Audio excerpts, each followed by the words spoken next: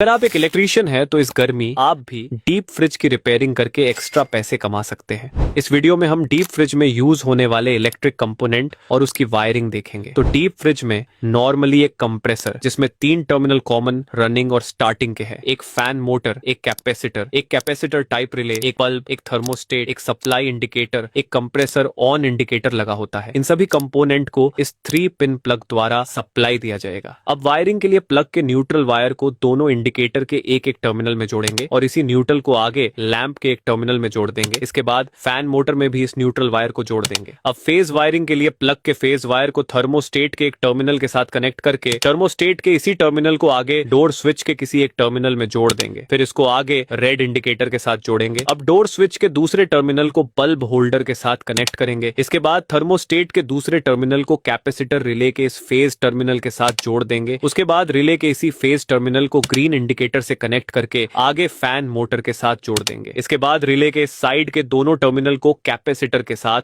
जोड़ देंगे। अब कंप्रेसर कनेक्शन के लिए रिले के इस न्यूट्रल वाले टर्मिनल को कंप्रेसर के रनिंग टर्मिनल में जोड़ेंगे और रिले के इस फेज वाले टर्मिनल को कंप्रेसर के कॉमन टर्मिनल से जोड़ देंगे। उसके बाद रिले में जुड़े कैपेसिटर वाले किसी भी एक टर्मिनल को कंप्रेसर के स्टार्टिंग वाले टर्मिनल मेन जोड़ देंगे। लास्ट में प्लग के अर्थिंग वायर को फ्रिज के बॉडी के साथ अटैच करेंगे। ये था डीप फ्रिज की वायरिंग।